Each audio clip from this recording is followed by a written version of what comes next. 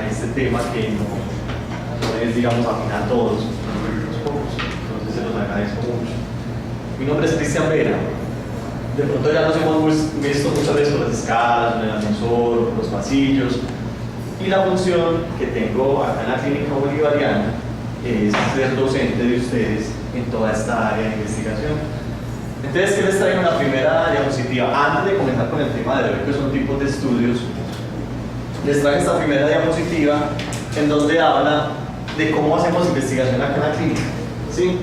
Entonces, esto es muy nuevo, no se preocupen que si no lo conocían o si se dan cuenta que yo comienzo por el paso 3 y es que tengo que comenzar por el paso 1. No se preocupen, esta es una forma que estamos informando, en donde ustedes pueden alinearse a la forma y como ya se están haciendo de ahora en adelante los proyectos de investigación acá en la clínica. Y esto es básicamente los pasitos que ustedes siguen muy resumidos. En un primer momento, cuando ustedes como investigadores desean realizar un proyecto de investigación en la clínica, ustedes cuentan con todo nuestro apoyo. Ustedes no van a estar solitos. Hay partes administrativas, hay aspectos administrativos, aspectos metodológicos, aspectos teóricos del proyecto que tal vez no manejan todos y no tienen por qué hacerlo. ¿Sí? Para eso hay un equipo grande aquí en la clínica, para eso. Y entonces ustedes nos comentan, mira, dicen, yo quiero hacer un proyecto de investigación, ¿qué debo hacer? Entonces yo lo que les digo es, no, entonces mándenos un correo solamente informándonos eso. ¿Quieres hacer un proyecto de investigación con nosotros en la clínica? A este correo que está acá, esto les queda. Yo creo que esto ya lo han visto por ahí en las carteleras, ¿cierto? Ya lo han visto por ahí. Nos mandan un correo y nosotros les respondemos con unos pasitos muy cortos que tienen que hacer. Por ejemplo, decidir quién es el investigador principal, decidir, por ejemplo, qué van a hacer en un resumen muy corto de 200 palabras. Miren, mi objetivo principal es este, quiero determinar la prevalencia de determinada enfermedad y lo quiero hacer por medio de un estudio de tal característica. Y nosotros ya con un tiempo determinado de una semana evaluamos esa prefactibilidad, y esa prefactibilidad no es para decirles que no se puede, profe, eso está prohibido hacerlo aquí. Bueno, depende pues. No, profe, eso no es viable. Simplemente les decimos si aquí están las infraestructuras suficientes, si aquí tenemos los pacientes con lo que ustedes los pueden hacer, de tal manera que ustedes nos gasten 6 meses escribiendo un proyecto de investigación para que eso les digamos, es que los pacientes que ustedes necesitan no los tenemos acá. Entonces ustedes dicen, entonces ¿para dónde me voy? Entonces ahí comienza un retroceso que la idea es que podemos evitarlo de acá en un segundo paso. El tercer paso, ya cuando le damos ese aval de prefactibilidad, entonces nosotros ya les mandamos un formato resumen que está en concordancia con los formatos y las fichas de la Escuela de Ciencias de la Salud, y ustedes lo diligencian en compañía de nosotros. Muchos de ustedes han sido testigos o han experimentado cómo desde el área de docencia pues lo diligenciamos juntos, o me lo mandan, o miren, corrígele o ahí lo hacemos entre los dos. Como otros investigadores lo hacen solitos. Mira, Cristian, yo ya tenía la ficha, entonces me la mandan, miramos qué aspecto le pueden marcar, o qué aspecto le pueden sobrar, o qué le podemos mejorar. Y ya de ahí, entonces, lo mandamos al comité de ética, en donde ya el comité de ética, podríamos decir que finaliza esta primera parte de formulación del proyecto de investigación, en donde ya, pues en el mejor de los casos, el comité lo aprueba, y ya cuando el comité lo aprueba, ya el proyecto de investigación está listo para ejecutarse. ¿Listo? ¿Está fácil o difícil? Está fácil. Esto, bueno, hay una ruta de investigación no solamente para los investigadores de la clínica, también hay una ruta de investigación para otro tipo de investigadores, como por ejemplo Escuela de Ciencias de la Salud y proyectos que vengan de otras instituciones, pero no es el caso de hacerlo. Pero sí es el caso cuando queremos realizar o cuando desean realizar un reporte de caso. Cuando quieren hacer un reporte de caso, básicamente es la misma historia. Aquí lo único que cambia es el formato, pero es lo mismo. Dicen, mira, queremos hacer un reporte de caso, necesitamos ustedes pues que lo registren, le den el aval, Después nosotros los acompañamos pues mandando el formato de diligenciado al comité de ética y bueno, es prácticamente lo mismo. Si desean los acompañamos en el diligenciamiento del formato y ya el paso finaliza la formulación con el aval de listo. Conclusión de estas dos cosas: ningún proyecto de investigación puede iniciarse en la clínica si no tiene aval de ética. Ninguno. Un reporte de casos se puede publicar en un congreso o se puede exponer en un congreso, se puede publicar en una revista y ni mucho menos un proyecto de investigación lo pueden realizar o lo pueden ejecutar sin el consentimiento, sin el aval del comité. ¿Qué preguntas con la primera parte? Creo que ya es muy conocido por todos, pero para los que no lo conocen, está colgadito en las carteleras de la clínica o pueden pasar por la oficina de investigación y nosotros pues les explicamos bien, le damos un buen artículo. Bien, el tema de hoy entonces, o ya el tema de estos próximos días, es que comenzamos con un módulo de investigación. El módulo de investigación consiste, no es que ustedes salgan de acá investigadores ni salgan a hacer doctorados después del exterior, no, el ánimo del curso no es ese, es simplemente, bueno, los que lo quieran hacer, sí, no, pero ahí ya hay uno. Es simplemente que ustedes conozcan que los estudios tienen características y que dependiendo de la pregunta de investigación vamos a elegir un estudio o vamos a elegir el otro. Esto es como un uso racional de la neurona, es un uso racional de tipos de estudio, o sea, sepa elegir el tipo de estudio de acuerdo a la pregunta de investigación que ustedes tienen. Y es precisamente lo que vamos a ver de una forma muy sencilla. Aquí tenemos que situarnos en una parte. En investigación o en la ciencia hay muchos paradigmas, ¿sí? Están los paradigmas, en resumidas cuentas, paradigmas cualitativos o paradigmas cuantitativos, ¿sí? Vamos a resumirlo así, aunque no es la mejor forma, pero vamos a dejarlo así. En el paradigma, ustedes ya lo han escuchado mucho, que nos vamos a ubicar los tipos de estudio respecto al paradigma cuantitativo. Todo estudio que requiere métodos estadísticos, ¿sí? Un método científico para llegar o acercarse a la verdad o a la validez, lo que se le denomina, ¿sí? El otro brazo, los estudios cualitativos, tienen otros métodos, tienen otros modelos de investigación que podemos ver en otra oportunidad. Ah, pero ¿por qué vamos a ver el cuantitativo? Pues porque de pronto es el que más utilizamos a nivel local, es el que mejor se acomoda a nuestro quehacer diario. Estamos en un campo médico, estamos en una clínica, hay muchos problemas, se pueden resumir o se pueden resolver con estudios cuantitativos. Eso no significa que los estudios cualitativos sean menospreciados o tengan menor evidencia o tengan menor validez. Esto va a depender de la pregunta de investigación. Y las preguntas de investigación que vamos a trabajar de este módulo de investigación pertenecen al paradigma cuantitativo. ¿Listo? Nos vamos a ubicar ahí. Dentro de este paradigma, entonces, podemos encontrar que hay 4 tipos de investigación. Ustedes ya las conocen, pero no les hayan puesto el nombre, pero con seguridad ya saben de cada uno de estos 4 tipos de investigación. El primer modelo, investigación básica.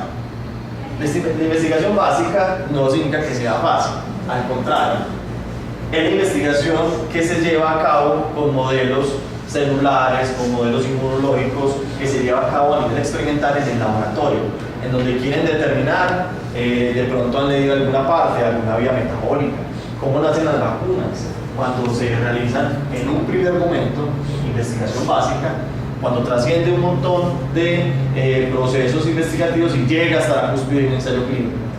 Se podría decir que toda investigación o todos los modelos que conocemos del modelo de salud de enfermedad pueden comenzar por investigación básica, ¿sí? Tenemos un segundo nivel que es investigación clínica. La investigación clínica ya no se encarga mucho de mirar cuál es la proteína, cuál es el gen que mutado produce tal enfermedad, o cuál es la vía metabólica de una respuesta inmune frente, por ejemplo, al sarampión, sino que requiere un problema de salud que es más frecuentista. Es decir, yo quiero ver la frecuencia de sarampión en los niños de Medellín. ¿Sí? Quiero ver la prevalencia o quiero estudiar la prevalencia de hipertensión arterial en mujeres gestantes en la clínica bolivariana. ¿Para qué? Los estudios del modelo clínico se dicen que pueden tener soluciones más inmediatas que la investigación básica. O se dice que la investigación básica no tiene un propósito inmediato, que ni siquiera su propósito es mejorar un sistema de salud. Toda investigación tiene un propósito, y tiene el propósito de aportar conocimiento en el modelo infeccioso, en el modelo de alguna enfermedad. Pero cuando hablamos del modelo clínico, digamos que es más inmediato, que es más a corto plazo. ¿Listo? La investigación básica pues se demora mucho más años. La investigación epidemiológica se parece mucho a la investigación clínica, pero ya es un rango, un espectro más amplio. Ya la investigación epidemiológica, como su nombre lo dice, ya trata de poblaciones. Aquí ya vamos a trabajar o aquí ya vamos a estudiar, es un problema que está atormentando a nivel local, a nivel nacional o hasta a nivel internacional. El estudio de las pandemias, el estudio de las epidemias o el estudio de brotes que se pueden realizar a nivel intrahospitalario. Pueden ser mezclas, tanto investigación clínica o investigación epidemiológica. Y hay un tercer modelo, que son la investigación de servicios de salud. Que los servicios de salud es un movimiento, digamos, más, no es tan antiguo como los anteriores, pero ya aquí el modelo no es que vamos a estudiar una enfermedad o vamos a estudiar una determinada característica de un paciente, sino que aquí ya la unidad de análisis, por decirlo de alguna forma, nuestra unidad de estudio va a ser un programa. Vamos a evaluar el programa de vacunación en determinada institución de salud. Cuando usted evalúa ya un programa de salud, ya no tanto le encaja en esos tres primeros modelos de investigación, ni básica, ni clínica, ni epidemiológica. Es difícil. Puede mezclar un poco con investigación epidemiológica, pero ya estás haciendo investigación en servicios de salud. O en otras partes también se ha denominado investigación operativa. Es una investigación que quiere llevar soluciones más inmediatas para solucionar un problema. Por ejemplo, volvamos al ejemplo del programa de vacunación. Estamos teniendo problemas en el programa de vacunación, no estamos llenando las expectativas, entonces necesito una solución ya. ¿Por qué? Porque yo no me puedo demorar 1 año, 2 años a que termine un estudio de cohorte para que poder tomar una decisión. ¿Listo? ¿Hay alguna pregunta acá? Los veo muy tibios. Les voy a decir algo. La idea no es que pues, estemos aquí en un conversatorio, pero aquí todos tenemos conocimientos previos, ¿sí? Entonces, cualquier pregunta que tengan, o cualquier objeción, o cualquier contradicción que de pronto hayan leído otro concepto diferente al que sea, como podemos decir con confianza. Listo, después editamos la grabación. No, mentira, no, lo pueden decir, lo ponemos acá y aclaramos conceptos. Listo. Entonces, eso es una diapositiva vacía, pero lo vamos a ir llenando a medida que vayamos resolviendo qué son las cosas que uno se pregunta como investigador antes de iniciar un proyecto. Entonces, toda investigación nace de una pregunta. ¿Sí? Las investigaciones que nacen de temas, pues se lo dejamos al lado de la comunicación, el periodismo. Yo quiero investigar sobre, no sé, algún tema de interés, aviones de guerra, listo, eso es un tema. Pero ustedes como investigadores, ustedes no trabajan sobre temas, ustedes investigan temas. Ustedes investigan son problemas. Esos problemas se traducen en preguntas de investigación. Cuando ustedes empiezan a realizar una pregunta de investigación o se plantean una pregunta de investigación, y aquí tengo que decirles algo acá en el tablero. Ustedes, básicamente, estas 2 letras a mí me gustan mucho porque se pueden explicar mucho mejor. Ustedes básicamente quieren determinar si una determinada exposición, que normalmente se llama X, pero llámese exposición al humo, del cigarrillo, cualquier exposición, se relaciona, se asocia o tiene algo que ver con un desenlace Y, que en este caso es, por decir algo, cáncer. ¿Sí? Cuando ustedes tienen un problema de esta magnitud, o simplemente quiero saber qué porcentaje de las personas que tienen cáncer fuman, qué porcentaje de las personas que fuman están o tienen una alta probabilidad de que desarrollen cáncer en el futuro. Son preguntas que se pueden resolver o por porcentajes o promedios o con asociaciones y medidas de magnitud, que eso más adelante lo vemos, no se preocupen. Cuando ustedes se plantean un tipo de pregunta así, porque acá hay un problema, y el problema es el cáncer, ¿sí? El problema es la alta prevalencia de cáncer probablemente en una localidad, ustedes se tienen que preguntar, los pacientes que yo voy a incluir en mi investigación, ¿yo les voy a asignar la exposición o los voy a estudiar, solamente los voy a observar? Me explico.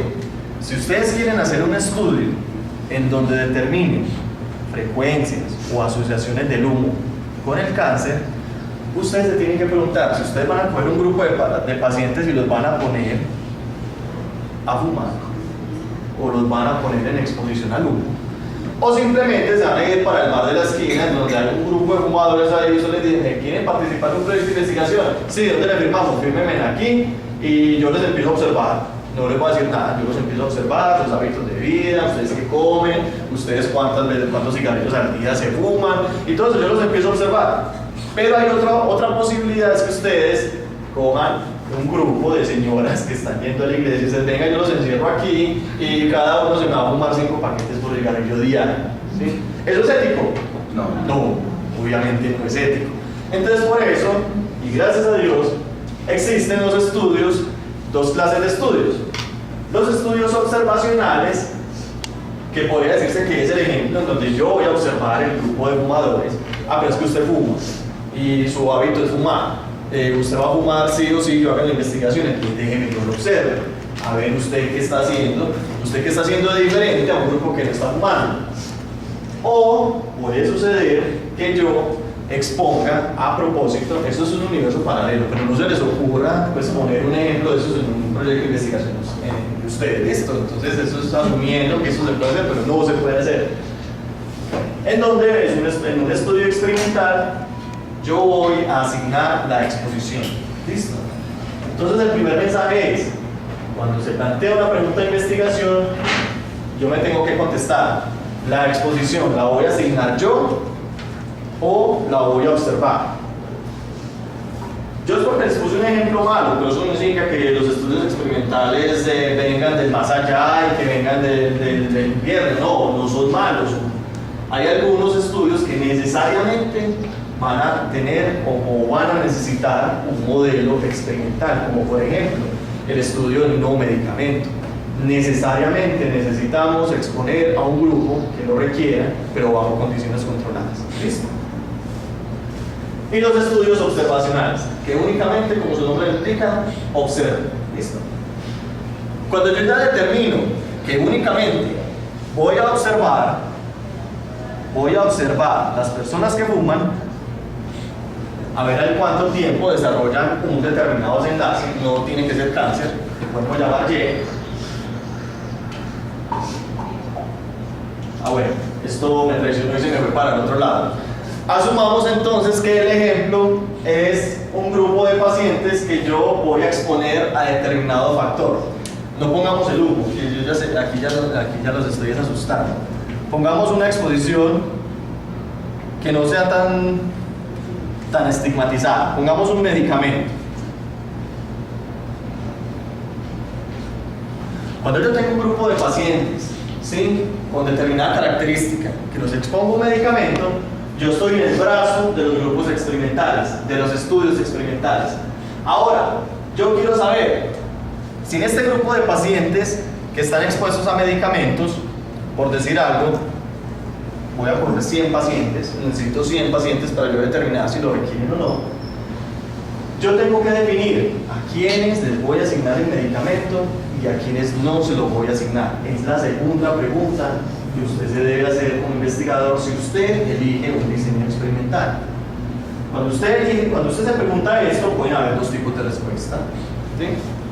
Es decir, el grupo de pacientes con medicamentos yo los voy a asignar a mi voluntad o los voy a aleatorizar.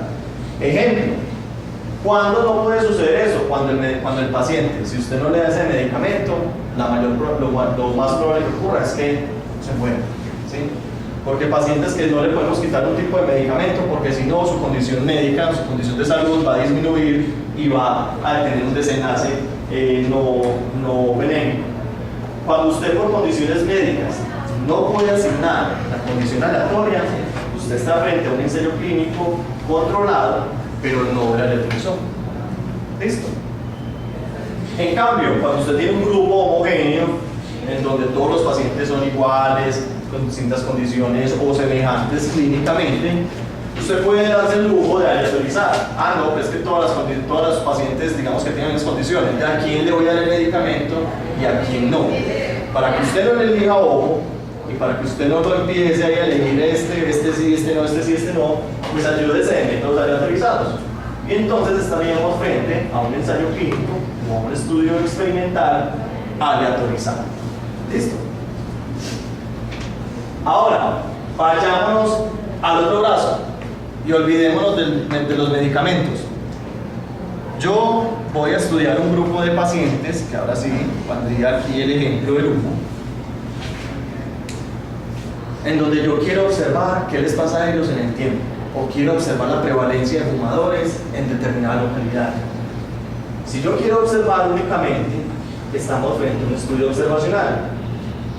Y la pregunta que usted se debe contestar, la segunda pregunta, si usted está en el estudio, en el grupo de los estudios observacionales, es si usted va a utilizar un grupo de comparación. ¿Esto qué quiere decir? Control. ¿Perdón? Control. Un control, si lo podemos llamar dentro de los estudios de casos y controles. En un estudio de cohorte,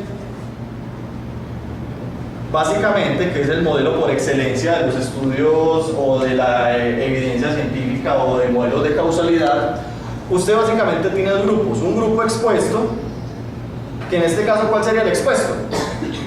El grupo expuesto al humo.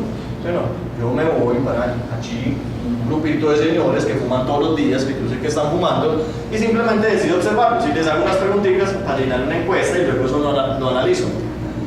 Y además puedo tener un grupo no expuesto. No voy para la otra esquina y cojo un grupo de señores más o menos con la misma edad, con las mismas características, pero ¿cuál es la diferencia? Que no fuman.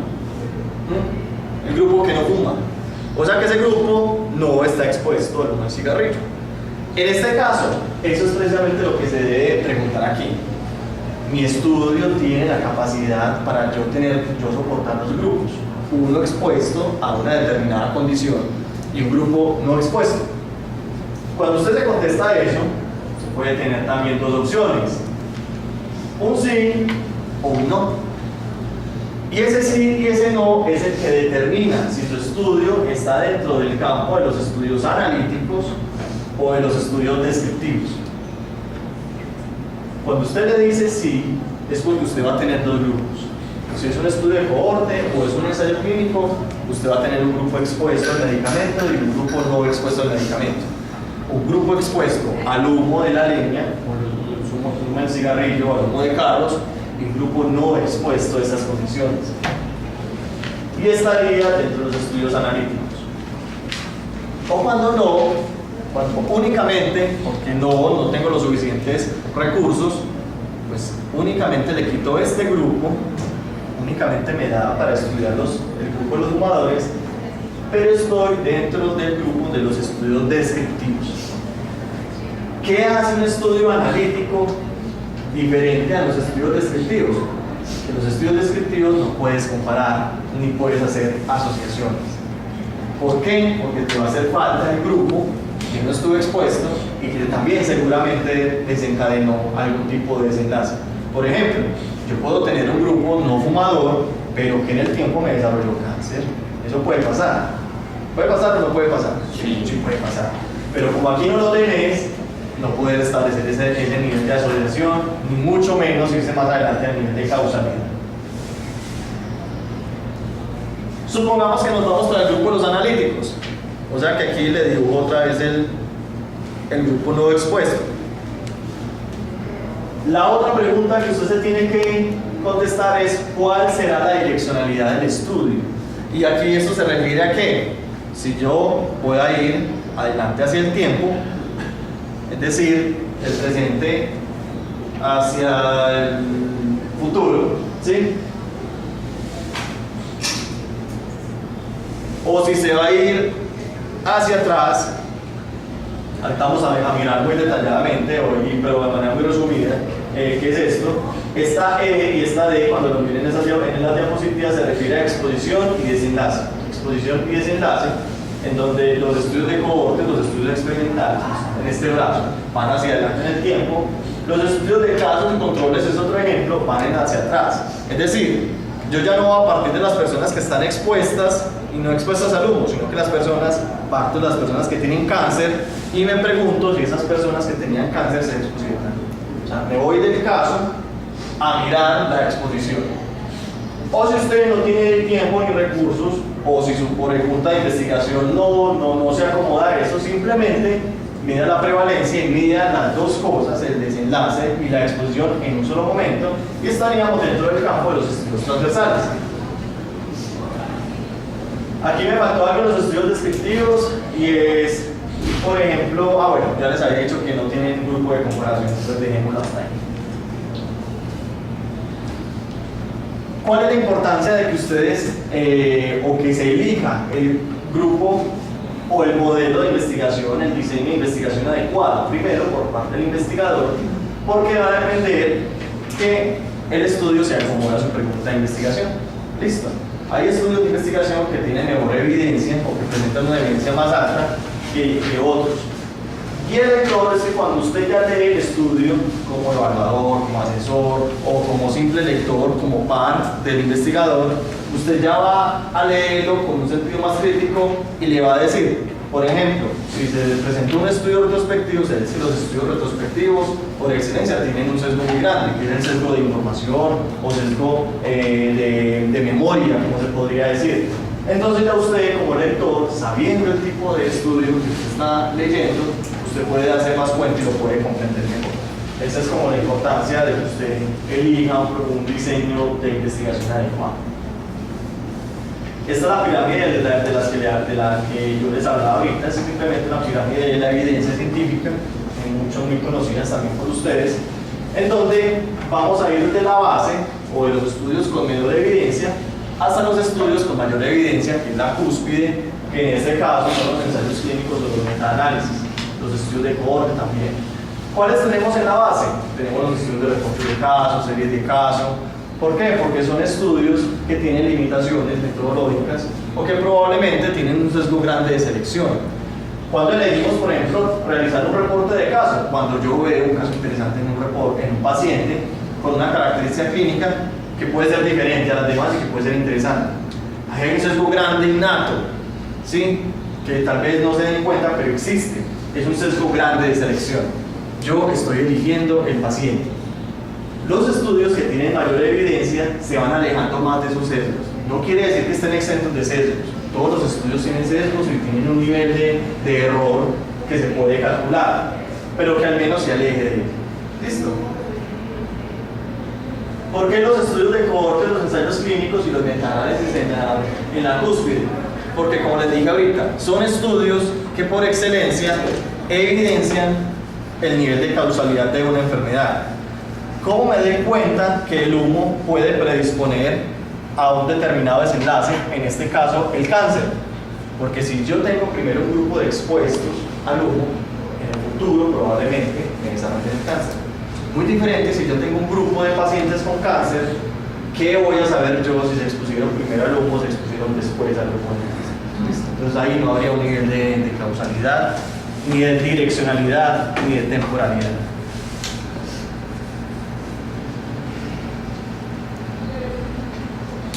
Vayámonos para el grupo de los estudios observacionales. ¿Sí? Aquí tenemos el grupo grande, acuérdense que aquí había una preguntita de investigación y que acá están los estudios experimentales. Vayámonos únicamente para este grupo. ¿Qué características tienen los estudios observacionales? Que son diseños exploratorios, ¿sí? Que estudian frecuencias y distribuciones del evento Y estas frecuencias de distribuciones son los porcentajes que ustedes leen en los artículos o son los promedios que ustedes leen de hemoglobina, de glucosa. Todas las cosas son frecuencias de distribuciones de los eventos que ustedes desean estudiar. Se debe contestar la pregunta de qué es el problema, quién lo está ocasionando y dónde. Y en algunas ocasiones, cuándo, cuando el estudio, digamos que tiene una direccionalidad. Los estudios observacionales son grandes generadores de hipótesis. ¿Por qué? Cuando usted hace un estudio descriptivo, dígase, por ejemplo, un reporte de caso, si bien los reportes de caso están por aquí en la base, ¿se acuerdan? Son bases muy importantes. ¿Por qué? Porque cuando usted se da cuenta que una enfermedad toma un curso distinto a lo que clínicamente está documentado, usted está viendo ahí hipótesis para futuros estudios que indiquen que comenzamos a estudiar este grupo de pacientes con anemia falciforme que desarrollaron algo loco, por ejemplo, que desarrollaron algún tipo de malformación. Entonces, como eso no era lo común, vamos a mirar qué pasa en el tiempo. Entonces, esos estudios o los diseños de reportes de caso dan pie para estudios estudios prospectivos o, por qué no, en el futuro estudios experimentales.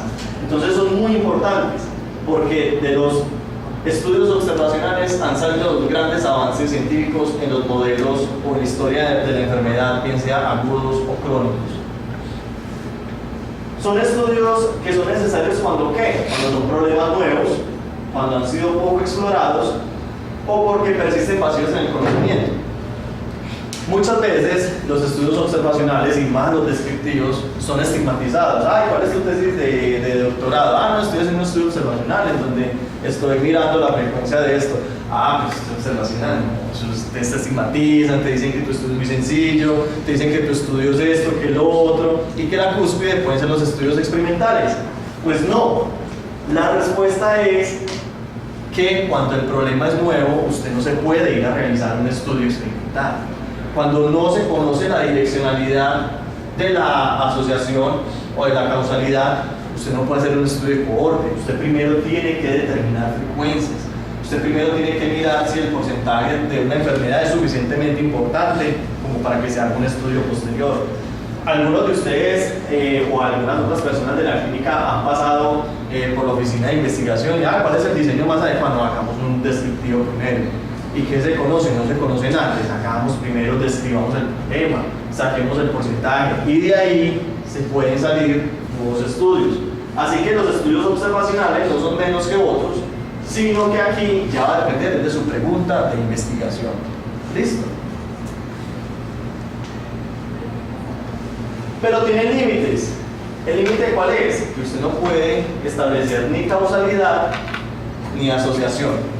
¿Sí? ¿Sabe? Usted no puede decir que determinado factor se asocia o es la causa de determinada enfermedad. Para eso usted tiene que hacer estudios mínimamente experimentales o estudios analíticos. Entonces aquí tenemos dos ejemplitos, los reportes de caso y las series de caso, que son muy utilizados acá en la clínica. Y aquí miremoslo de una manera más taxonómica, tenemos los estudios observacionales dentro del gran grupo, estamos dentro del grupo de los descriptivos, y dentro de los estudios descriptivos que estarían aquí, supóngase lo dibujen mentalmente unos bracitos aquí en donde salgan los reportes de caso y las series de caso, aquí estarían ubicaditos. ¿Qué características tienen los reportes de caso? Que son diseños sencillos. ¿Por qué? Porque se realizan de una manera observacional en donde usted describe la historia clínica y los aspectos más importantes de un paciente. ¿Sí? Es una descripción muy detallada de datos fisiológicos, clínicos y paraclínicos, pero observen esta premisa que está acá, es el puente entre la investigación clínica y la básica. ¿Sí? Entonces, acá es el puente que yo les decía a ustedes ahorita. Eso es un ejemplo en donde se dan cuenta que una enfermedad denominada neumonía por neumocistis, ¿sí? no tuvo, digamos, el curso normal que se esperaría. El hongo, por tratarse de su naturaleza microbiológica, pues debió de haber elevado este marcador, pero no lo elevó. Entonces eso da pie para hacer estudios, primero una descripción, un reporte de caso, y más adelante a mirar las características moleculares que puede tener ese microorganismo en su estructura, investigación básica. Y luego de esas estructuras moleculares, cuando se conozcan, pues se pueden llevar a blancos farmacéuticos, blancos que permitan la detección, o blancos diagnósticos en donde permitan la detección y tratamiento del hongo. Entonces observen cómo de un problema, que aquí entra la agudeza médica, en donde cada médico selecciona un caso que es importante, y es ahí donde ustedes tienen unos ojos de águila, miran un caso importante y como ese caso importante salen estudios para favorecer el diagnóstico, salen estudios para favorecer el tratamiento del paciente, ¿sí? De algo tan sencillo como de una observación. Son fuentes de hipótesis, como ya lo hemos hablado, pero tienen limitaciones, tienen un alto potencial de sesgo. ¿Cuál es el sesgo principal de los reportes de caso? Sesgo de selección. No permiten establecer asociaciones ni mucho menos niveles de causalidad. Entonces aquí podríamos decir que los bajos niveles de beta de glucano está asociado con la presencia de adenomiosis y no podemos decir eso. Aquí no lo podemos decir. Y no utilizan grupos de comparación. Más que limitaciones o desventajas son características. Por la mera naturaleza del estudio, el reporte de caso tiene estas características que no tienen el grupo de comparación. Entonces, si usted lee un reporte de caso, usted no puede esperar que haya un grupo de comparación. ¿Por qué? Porque usted ya sabe que los reportes de caso no tienen esas características. El otro ejemplito es una serie de casos que no es más que la descripción de más de 5 casos, 7 casos, hasta 10 casos, ¿sí?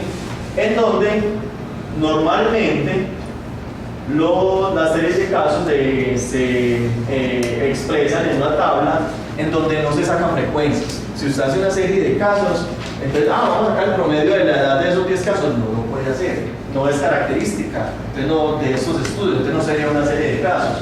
Cada caso se estudia de manera individual. Entonces tenemos 10 casos, pero entonces ahí sacamos la relación mujer-hombre. Mira, habían 3 hombres y 7 mujeres. No, en la serie de casos lo que hace es determinar o la descripción clínica de un grupo de pacientes que tenían el mismo comportamiento, pero se analizan de manera individual. Las características podrían ser las mismas que los reportes de caso, pero ya aquí es la única característica con diferencia, es que aquí ya estamos frente a un grupo seleccionado de pacientes. Ahorita estamos en este grupo. Sí, les dije que dibujaran mentalmente como un tracito ahí imaginario donde están los estudios de reportes de caso y la serie de caso. Vayámonos al otro lado, del grupo de los estudios analíticos. Los estudios analíticos ya tienen otras características. ¿Qué características? Que permiten comparación. ¿Por qué? Pues dicen que la principal característica de los estudios analíticos es que tengan dos grupos: un grupo expuesto y un grupo no expuesto. Un grupo de casos y un grupo de controles. ¿Listo? Y por eso nos vamos a este grupo de estudios en donde permiten comparaciones, establecen también hipótesis, pero ya aquí más que hipótesis descriptivas, como los estudios descriptivos, ya son hipótesis de asociación o de causalidad. ¿Se acuerdan que yo ahorita les dije que los estudios descriptivos decían el qué, el cuándo, el dónde? Los estudios analíticos ya avanzan un poquito más en esas preguntas y ya tratan de contestar es el cómo y el por qué sucede la enfermedad. ¿Listo? Y aquí entra una parte muy importante que los caracteriza, y por eso es que los estudios analíticos están un poquito más alto en la pirámide de evidencia de los estudios, y es que aquí miden el efecto del azar, el famoso valor de P que ustedes leen en los estudios, ¿sí? Pero también tiene limitaciones.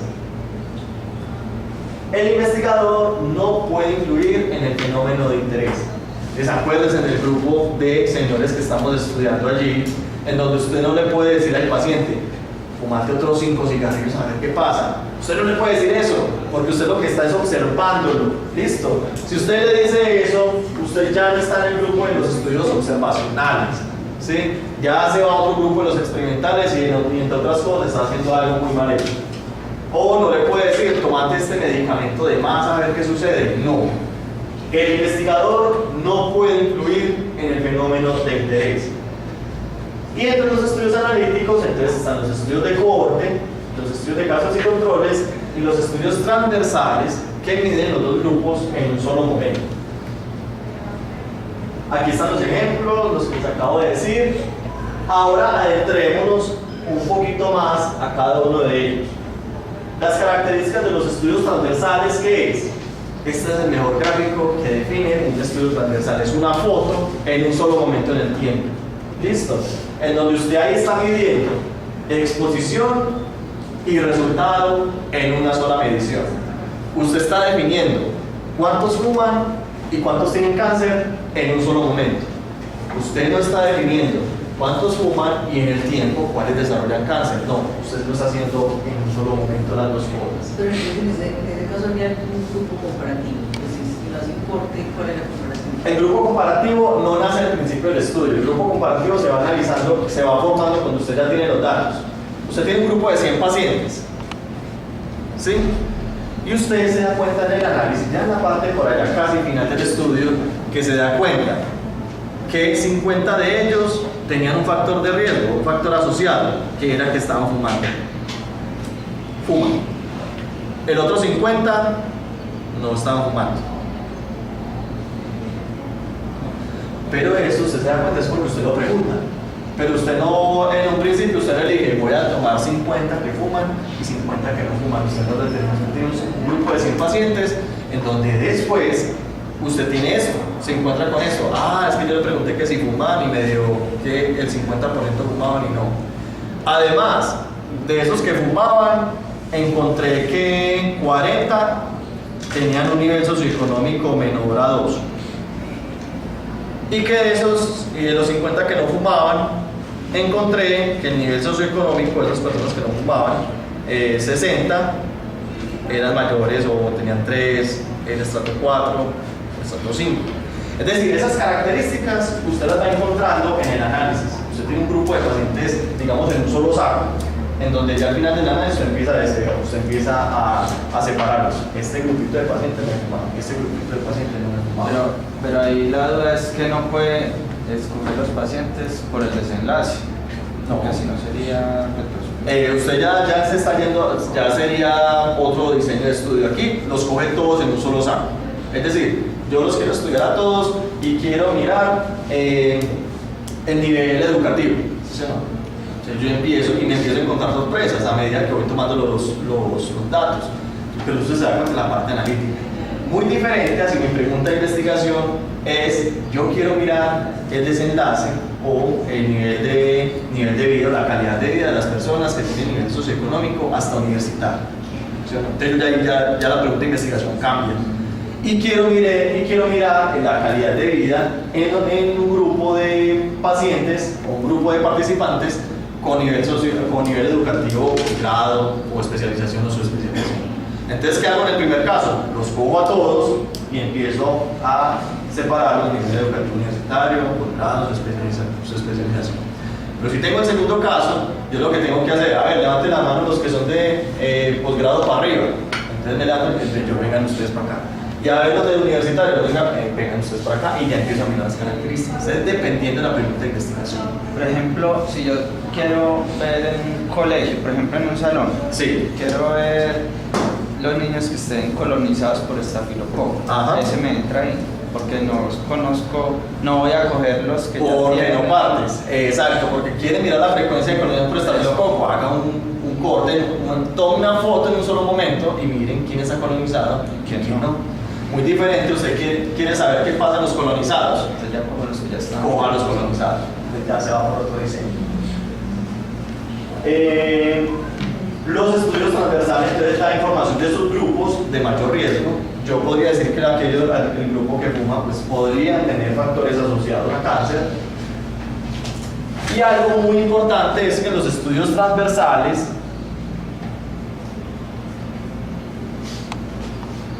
la medida de magnitud que vamos a calcular aquí se llama prevalencia.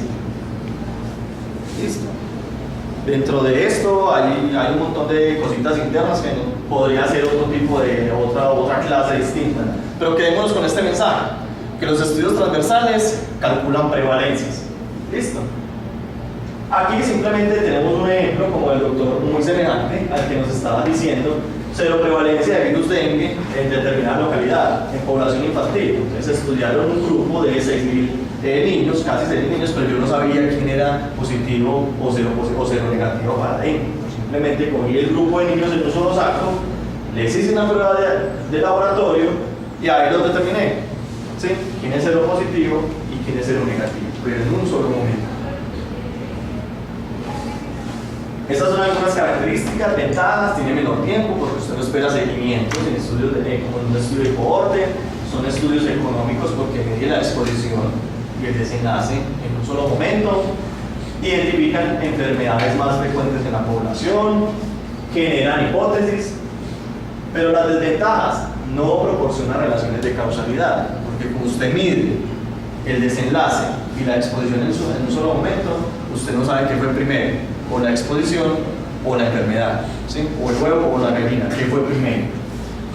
Únicamente se evalúan los sobrevivientes y por eso es que los estudios transversales no se aconsejan mucho para enfermedades agudas, ¿sí? Porque las enfermedades agudas tienen menor duración.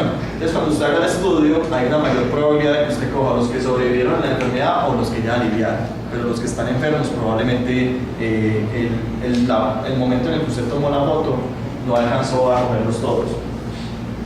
No funcionan bien con enfermedades raras o frecuencias muy bajas o de corta duración. ¿Por qué? Porque si la enfermedad es rara, probablemente le vaya a una prevalencia de sanos muy alta. Y susceptibles a sesgos de información y de selección. Aquí me equivoqué en la diapositiva. Son sesgos de información y de selección. Vámonos para el otro brazo, que son los estudios de cohorte. Rápidamente miremos este esquema. Tenemos una pregunta de investigación muy diferente a la que tenemos en el estudio transversal. ¿Será que la exposición al humo de la niña me desencadena en una enfermedad pulmonar? ¿Sí? Yo lo que tengo que hacer, la pregunta ahorita, ya no los cojo a todos en un saco, sino ya que empiezo a coger un grupo de expuestos al humo de leña y un grupo no expuesto.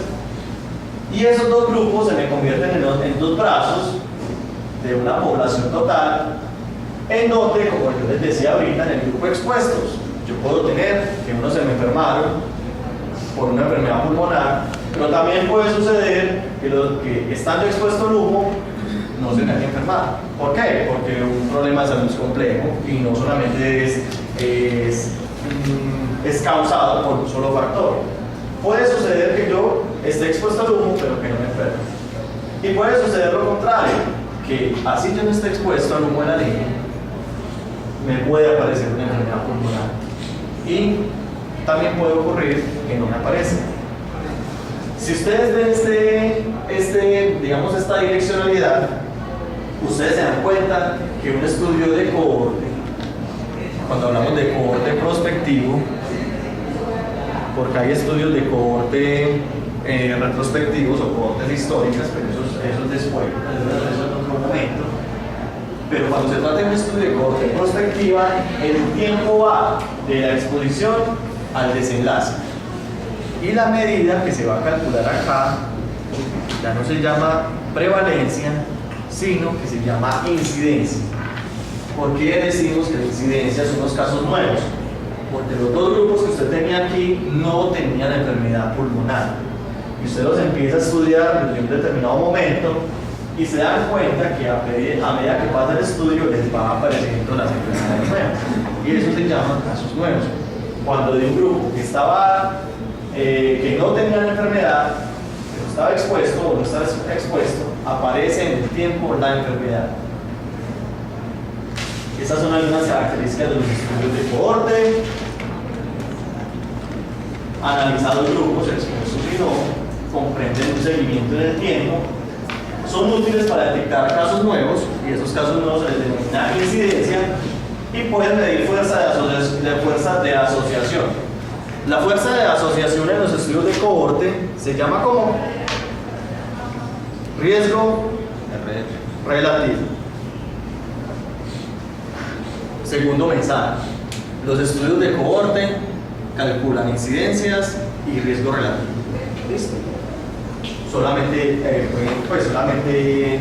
quédense con ese mensaje por ahora. Vamos para el que nos falta, los estudios de casos y controles. Los estudios de casos y controles tienen otra direccionalidad. Tenemos la misma pregunta, ¿sí? ¿Existe relación entre la exposición al humo de leña y la enfermedad pulmonar? Pero yo no tengo tiempo de hacer un estudio de cohorte. Yo no puedo esperar 2 años o 3 años porque no tengo gente que me recoja datos, porque no tengo tiempo, porque necesito una solución ya. Entonces yo lo que puedo hacer es irme para un grupo de personas con EPOC. Yo me voy para un grupo, para una clínica, para un hospital, una institución de salud, y les digo, denme todos los casos de EPOC que tengan. Denme todos los casos de otro tipo de enfermedad crónica que tengan, de asma, por ejemplo. Y yo les empiezo a preguntar, ¿usted estuvo expuesto al humo de la leña? Miren la direccionalidad, y ya cambió la cosa. Primero quería saber si los que se exponen se enferman. En los estudios de casos y controles ya quiero saber es si los que se enfermaron se expusieron. Entonces ya no voy hacia atrás. Y por eso es que los estudios de casos y controles es el modelo por excelencia de los estudios retrospectivos. Cuando yo tengo los casos, en este caso, los pacientes con enfermedad pulmonar, si quiero hacer un estudio de casos y controles, aquí ya tengo 2 grupos, expuesto y no expuesto, o casos y controles, se convierte en un estudio analítico. Y con un grupo de pacientes que no les dio enfermedad pulmonar, pero también les pregunto, vení, usted también se expuso a la leña, al humo de la leña. Y de ahí me pueden aparecer algunos casos que realmente sí lo estuvieron, como otros casos que me van a decir, no, yo tengo EPOC hace 20 años, pero yo nunca he estado expuesto al humo de la leña. Y estaría en este versículo, es posible. Como puede suceder que yo le pregunto a una persona aliviada, llámese aliviada a una persona sin enfermedad pulmonar, y yo le podría preguntar, doña Pepita, ¿usted ha estado expuesta a alguna leña? Sí, mijo, yo he estado a mis 70 años, yo he cocinado conmigo. Y está aliviada, ¿sí? Entonces ahí podríamos decir que la enfermedad es multicausal. O puede suceder que una persona aliviada sin enfermedad pulmonar diga, no, yo nunca he estado expuesta a una leña. Y eso va a definir efectivamente un estudio de casos y controles. Parte de la enfermedad, para buscar las posibles causas, es un diseño muy utilizado en el ámbito clínico y en estudios de brote. Aquí ya queremos saber es un brote de salmonela a nivel intrahospitalario, yo quiero saber de brote de salmonela que se dio, o de pseudomonas, o de Klebsiella, ¿sí? Quiero saber qué sucedió. Aquí podríamos decir que si usas solamente las personas enfermitas y no tienes un grupo de comparación, estás dentro del grupo o un estudio retrospectivo, pero que es descriptivo, porque le hace falta el grupo de comparación. Y mide la magnitud y la fuerza de la asociación. La medida de magnitud en los estudios de casos y controles se llama OR, o como su nombre lo indica, odds ratio. ¿Listo? Mensajes grandes. En los estudios transversales se calculan prevalencias. Aquí si quisiéramos hacer la fuerza de la asociación se llamaría o razón de prevalencias. Los estudios de cohorte prospectivos calculan incidencias y su medida de magnitud se llama riesgo relativo. Y los estudios de casos y controles calculan ORs. ¿Listo? La forma de calcularlos es distinto.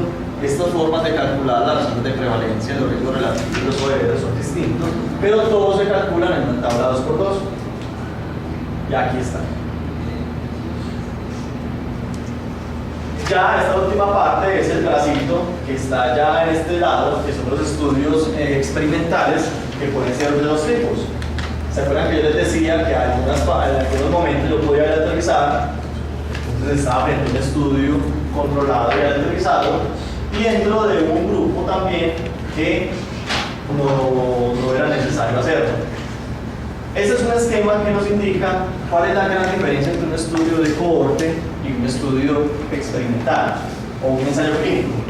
Es esta letra que están viendo acá, que la asignación es aleatoria, es decir, que usted expone al paciente a la exposición que usted desea estudiar. Ejemplo, una vacuna nueva, ejemplo, un medicamento. Cuando usted asigna esa exposición, llega a su tratamiento, usted le dice a un grupo de pacientes, tómese este tratamiento nuevo, y al otro grupo de pacientes les dices, tómese o sígase tomando el tratamiento habitual, sígase tomando determinado medicamento. Y aquí va a suceder lo mismo, que dentro del tratamiento nuevo van a haber personas que mejoran, como va a haber otro grupo que no van a mejorar. Y lo mismo va a suceder con el grupo de pacientes que se expusieron al tratamiento habitual. Hay algunos que van a mejorar y otros que no van a mejorar. Si ustedes cogen esos 4 grupitos, se les va a traducir en otra tabla 2 por 2. ¿Listo? Va a ser los mismos grupos. Los estudios experimentales pueden ser de dos tipos. Pueden ser cuasi experimentales o experimentales. ¿Cuándo se les denomina cuasi experimentales? Cuando no tuvieron una asignación aleatoria. Y esa no asignación aleatoria no es a capricho del investigador, es porque realmente el paciente no se podía aleatorizar. Porque si usted le quitaba el medicamento al paciente, iba a tener un desenlace negativo, ¿sí? Y los estudios experimentales es cuando usted tiene un grupo de pacientes homogéneo que puede tratar o no puede tratar, que simplemente quiere ver el efecto del medicamento nuevo. Y entonces usted ya opta por un método aleatorio para mirar a quién le doy el medicamento y a quién no. Entonces los estudios experimentales siguen en estos dos grandes brazos, cuasi experimentales y experimentales. Y va a depender de qué, de la aleatorización. Esto es un esquema básicamente para mostrarles cómo desde la investigación básica se puede llegar al desarrollo de nuevos fármacos. Es decir, cómo desde la investigación básica se pueden desarrollar estudios experimentales que pueden o que desembocan generalmente en nuevas alternativas farmacéuticas o alternativas diagnósticas. Cuando se parten de investigación básica, aquí tardan muchos años, ¿sí? Aquí estamos frente a esas etapas de descubrimiento, se descubre un nuevo marcador, se descubre un nuevo gen que puede desencadenar tal cosa, ¿sí? Y aquí están los reportes de caso, están los estudios descriptivos, están los estudios observacionales, hay estudios de cohorte. Cuando usted ya hace todo ese grupo de estudios, o cuando un factor pasa por todo este grupo de estudios, puede ya, digamos, incluirse en el grupo de los estudios experimentales. ¿Por qué? Porque hay evidencia. Y aquí el mensaje que les decía ahorita, uno no va a hacer un estudio observacional porque quiere o porque no sabe hacer más estudios, es porque la pregunta de investigación así lo amerita. ¿Listo? Eso es simplemente un esquema en donde ya finalmente de la investigación básica y de la investigación descriptiva y observacional sale un producto, que ese es el producto que nosotros nos tomamos todos los días, no es el producto que nosotros le damos a un paciente, es el producto o el tratamiento que cada paciente, gracias a ese producto y gracias a otros factores, puede mejorar. ¿Listo? Es todo el paso que pasa. Y este esquema es semejante al anterior, pero esta barra de la mitad simbolizan los pacientes. ¿Ustedes creerían que en un primer momento, cuando no se conoce bien el efecto de una molécula o no se conoce bien el efecto de un tratamiento, podríamos exponer muchos pacientes a ese tratamiento? La intuición nos lleva a que si usted no lo conoce y si no hay suficiente evidencia, comience con un grupo de pacientes pequeño. Y es exactamente lo que sucede acá. Cuando estamos frente a estudios de farmacología y toxicología, que queremos evaluar seguridad, efectividad y ese tipo de cosas, evalúe un poquito grupo de pacientes, o muy poquitos pacientes. A medida que el descubrimiento o que la evidencia va demostrando que el tratamiento es seguro, usted ya puede ir experimentando, podemos decir esa palabra porque ya estamos en el grupo de los experimentales, a un gran número de pacientes, ¿sí? Aquí se me pasó a decirles ahorita que de acuerdo a esas fases que van pasando los estudios clínicos, se les puede dar nombres, estudios de fase 1, fase 2, fase 3 y fase 4. En donde la fase 1 es donde evalúan toda esa parte de seguridad, de efectividad del medicamento, ya la fase 2 tiene que ver todo ese efecto farmacológico, y ya por allá en la fase 4 quieren mirar ese medicamento, cómo se comporta en la vida real. Entonces, por eso esas casas farmacéuticas ponen cohortes de 4.000, 5.000 pacientes, en donde en un estudio fase 4 ya quieren mirar qué sucede con esos pacientes a largo plazo. Pero con seguridad, un estudio en fase 4 ya ha pasado por acá, ya ha tenido mediciones de seguridad, ya ha tomado mediciones de farmacogenética, farmacocinética, que hace que el medicamento pueda ser seguro. Estas son las fases de las que les hablaba ahorita, fase 1 a la fase 4, y están los objetivos, ¿sí? Primera prueba en humanos, la fase 2 entonces establece una relación dosis-respuesta, la fase 3 busca eficacias, y la fase 4 ya es post-aprobación, ya en donde ya el medicamento es mundialmente utilizado, pero sigue en observación. La población de ensayo, en la fase 1 se evalúan con voluntarios sanos, y a medida que van avanzando los pacientes, o que van avanzando el ensayo clínico, ya se van estudiando por los pacientes que tienen la característica. Y acá en la columna el número de sujetos, miren el número, miren que a medida que va pasando las fases de los ensayos clínicos, va aumentando el número de personas o de pacientes. Y las duraciones. Cuando estamos frente a un estudio de fase 4, son estudios que pueden durar años, 3, 4 años, por ejemplo, y algunos hasta 5, en donde la duración va a ser variable. ¿Listo?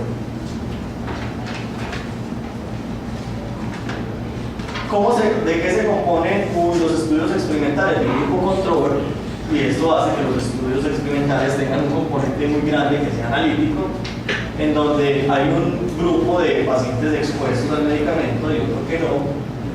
Se definen muy bien criterios de inclusión y exclusión. Hay una asignación aleatoria, ¿sí? En los estudios observacionales nosotros no hacemos una asignación aleatoria. Y hay un enmascaramiento, en donde esto se lo denomina si son ciegos simples, en donde el paciente no sabe lo que le están poniendo, o son dobles ciegos, en donde ni el investigador ni el paciente sabe, o son triples ciegos, en donde ni el que analiza los datos, ni el investigador, ni el paciente sabe qué medicamento le están poniendo. Y esos son los tipos de intervención que hay. Pueden ser medicamentos, pueden ser procedimientos quirúrgicos, pueden ser radioterapias, programas de educación, también se basa con programas de educación, y nuevas alternativas para estudiar.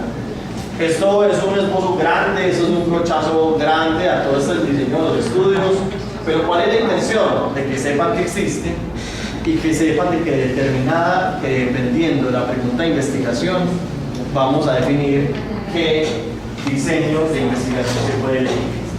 Entonces, listo, muchas gracias por la atención y digamos una cosa última, no hay diseños malos o buenos, ¿sí? Lo malo es que no lo sabemos elegir. Listo, entonces ya, muchas gracias y que tengan muy buen día.